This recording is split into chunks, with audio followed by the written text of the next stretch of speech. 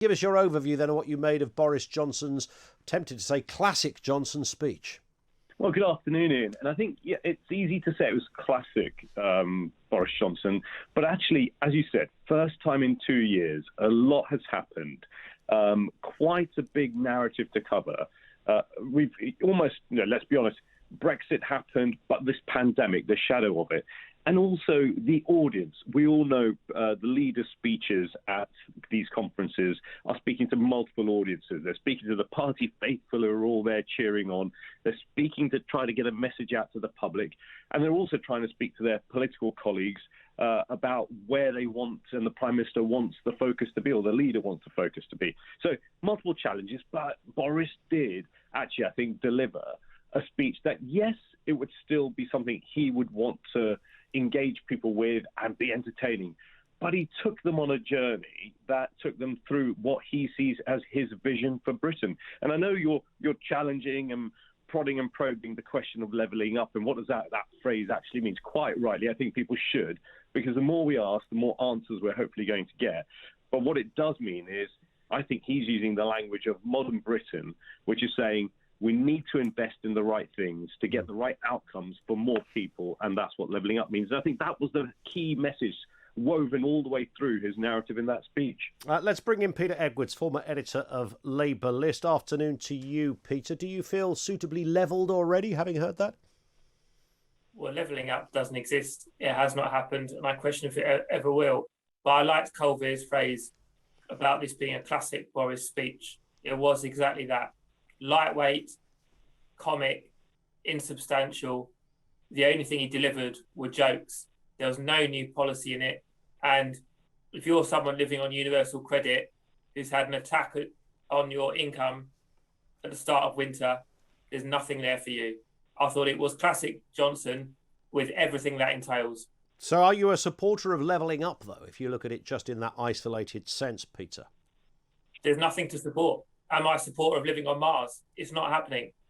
Why will it not happen? I mean, he's got another 2 years in office. If this is the way he wants to go, he cited education. He talked about health. He talked about inequalities all over the place. He gave some specific examples. Blackpool, Ribble Valley, as you heard in that cue. What is wrong with a Prime Minister aspiring to address those inequities? Well, I don't know if it'll happen or not. And I know that pundits of left and right on your show all make predictions, and a lot of those tend to be wrong. But this government has been in office for coming up to 2 years. The Tories have been in office for 11 years. And where are we now? COVID hit poorest people hardest, just as they managed to get back on their feet. People on universal credit. And that's not a few thousand, by the way. It's 6 million.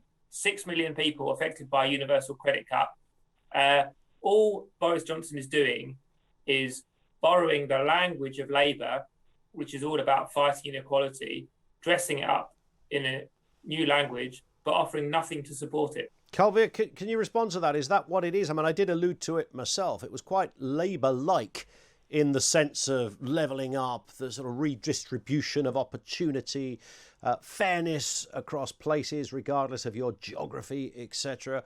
But I mean, the proof will be in the pudding, but Peter is very cynical there from the outset. Well, I can understand Peter's view and many people's views. The naysayers, the opposition, the people who think that we can't change things for the better. And that's just not what Boris is. And I say that as someone who worked with him for 4 years when he was mayor of London. We heard daily that you couldn't improve London, you couldn't make it safer, you couldn't improve the transport, you couldn't deliver bicycles, you couldn't get, the higher quality standards, you couldn't get the Olympics to work. Every day, people will tell you what you can't do, but it's up to politicians to set a vision, to set the objectives, to get, thousands of people improving their lots in life by focusing on these things and getting people focused on how to do it. And that's what politicians should do. And that's what the Prime Minister is doing. He's done it all the way through his career. And that, when I hear people say, he doesn't deliver, he's light. Well, you don't become a two-time mayor of London, a successful politician and the Prime Minister of this country by not delivering. But was there a bit of an own goal there just specifically on the universal credit, as Peter mentioned? We have people like Ian Duncan Smith and Esther McVeigh would echo Peter's point on this one. So this is not just party political. As we approach winter, with rising energy bills and all manner of other issues to contend with. The Conservatives, I appreciate that it was only a temporary thing, it was never meant to be full-time, but nonetheless, it's a terrible look. The optics are not good, are they, to whip 20 quid off people who need it most? I would agree it's challenging, but I think there's another fund in place of £500 million to help those people who need the help. I think it's got to be more targeted, Ian. One thing that we all will agree on as taxpayers is that you want to help the people who really need the help and get the funding to them. And if that means there's a targeted way of doing that, really helps those people. And I think that's what the Treasury are trying to do here, then rather than have blanket benefits that everybody feels that they are then in a sort of benefit cycle. But that's why the Prime Minister's been talking under all of this, really. It's about jobs. It's about the economy. It's getting those skills to people, getting the employment going. You know, we're already seeing us, as he mentioned many times, the highest growth rate in the G7 of an economy. The success that there has been in this shadow of the pandemic on the vaccine rollout to get things moving for this country, it shows you that the Prime Minister is more than words. He actually has the ability to deliver. I think that's what people. Can I come back on this quickly? Yeah, do so. I was about to come to you anyway, Peter. Fire away. Yeah, more than words. So first of all, we're not having blanket benefits. Universal credit was 6 million, and around half of those people are in work. Secondly, this idea about delivery, I think when you're Mayor of London, I don't read too much into him getting re-elected once. When you're Mayor of London, you don't have that many powers. You're narrating what's going on, and the boosterism for which Johnson is known worked there. But I don't think Boris Johnson is the primary person to credit for winning the Olympics. I think it was the Labour government, supported by Boris Johnson and the royal family, and crucially, the late, wonderful Tessa Jowell. And John Major's lottery. Now. Sorry? And John Major's lottery.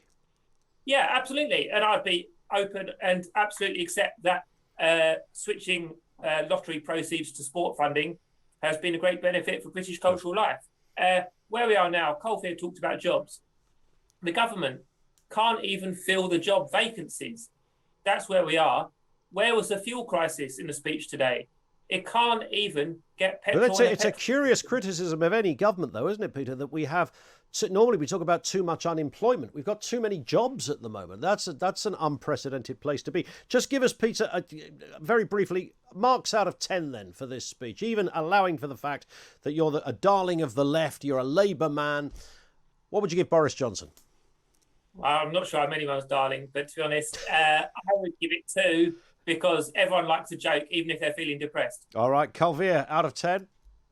I'd give it a high 8. I think it was solid. It was him doing what he needed to, which was set out the vision and get the party faithful, but also the broader country understanding what's coming after COVID. All right, gents, thank you. Great talking to both. Peter Edwards, former editor of LabourList, not impressed. 2 out of 10. Kulveer Ranger, former advisor to Boris Johnson, a high 8 out of 10.